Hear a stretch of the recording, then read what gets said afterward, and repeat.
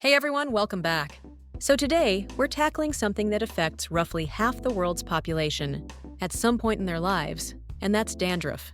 You know, those annoying white flakes that show up on your shoulders, especially when you're wearing a dark shirt. It's frustrating, it's embarrassing, and most people don't actually understand what's causing it, or how to properly fix it. So we're going to break down the actual science behind dandruff, why it happens, and most importantly, what actually works to get rid of it. We're looking at real research and evidence-based solutions that dermatologists recommend. So, what is dandruff and what causes it?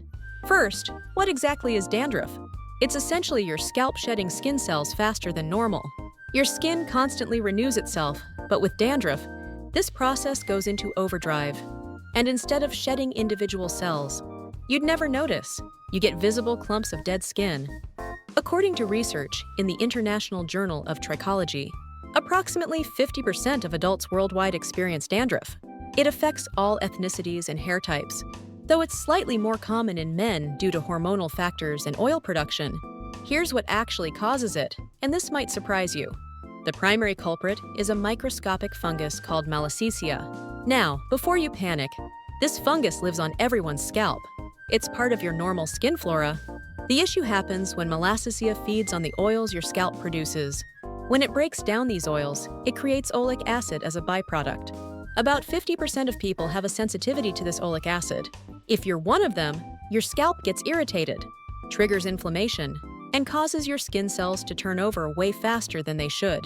A 2015 study in Clinical, Cosmetic, and Investigational Dermatology confirmed that Malassezia is present in higher concentrations on dandruff-affected scalps. But the fungus isn't the only factor. Your scalp's oil production plays a huge role. If your scalp produces too much sebum, you're creating more food for the fungus. That's why dandruff often gets worse during puberty and peaks in your 20s and 30s, when oil production is highest. Stress is another major trigger. Research in the Archives of Dermatology found a clear correlation between stress levels and dandruff severity. When you're stressed, your immune system doesn't function as well, allowing Malassezia to grow more freely. Plus, stress can increase oil production. Weather matters too. Many people notice dandruff worsens in winter because cold, dry air and indoor heating can dry out your scalp, which paradoxically triggers more oil production to compensate. Others find it worsens in hot, humid weather because warmth and moisture create an ideal environment for fungal growth. Your genetics also play a role. If your parents had dandruff, you're more likely to develop it. Let's quickly bust some myths. Dandruff is not caused by washing your hair too much or too little. It's not caused by poor hygiene, and it's not contagious. The proven solutions. Now let's talk about solutions that actually work. The most effective approach is using medicated shampoos that specifically target the underlying causes. Not all anti-dandruff shampoos are created equal because they contain different active ingredients. The gold standard is Ketoconazole. This antifungal directly attacks Malassezia. A study in the Journal of Dermatology showed Ketoconazole shampoo reduced dandruff symptoms by 73% after just 4 weeks. You can find it in shampoos like Nazorol. Use it twice a week, alternating with regular shampoo. Zinc pyrithione has both antifungal and antibacterial properties. Studies show it reduces dandruff-causing fungus and slows down skin cell turnover. You'll find this in options like Head & Shoulders.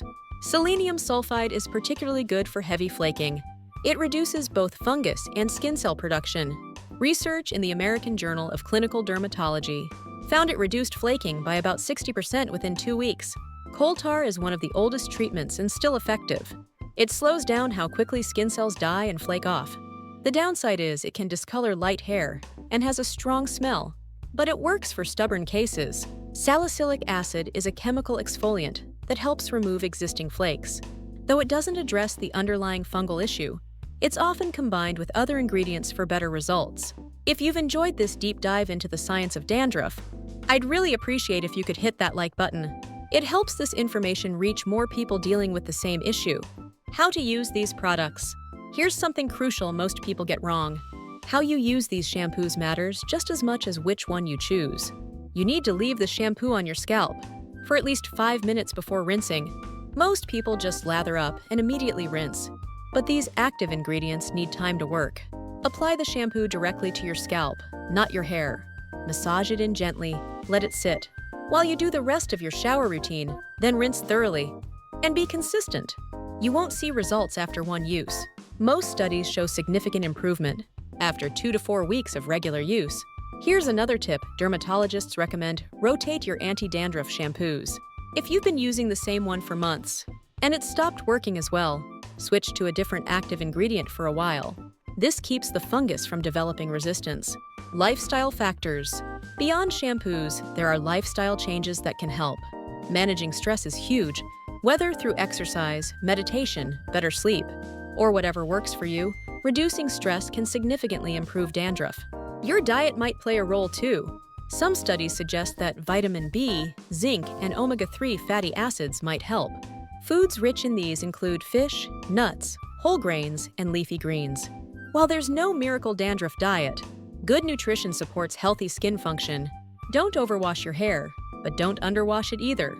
For most people with dandruff, washing 3 to 4 times a week with anti-dandruff shampoo works well. Avoid hair products that build up on your scalp, like heavy pomades or gels. These can trap dead skin cells and create more visible flaking. When to see a doctor? If you've tried over-the-counter shampoos consistently for 4 to 6 weeks without improvement, it's time to see a dermatologist.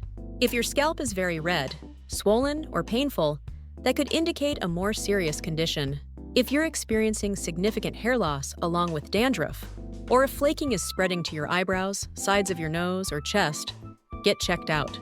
A dermatologist can prescribe stronger treatments like prescription strength, ketoconazole, topical corticosteroids to reduce inflammation, or even oral antifungal medications for severe cases. So to wrap up, dandruff affects about half of all adults. It's primarily caused by a fungus called Malassezia that feeds on your scalp, oils and triggers faster skin cell turnover. It's not about being dirty. It's a combination of biology, genetics, and environmental factors. The good news is it's very treatable. Medicated shampoos with ketoconazole, zinc pyrithione, or selenium sulfide work for most people when used correctly and consistently. Leave them on your scalp for at least 5 minutes.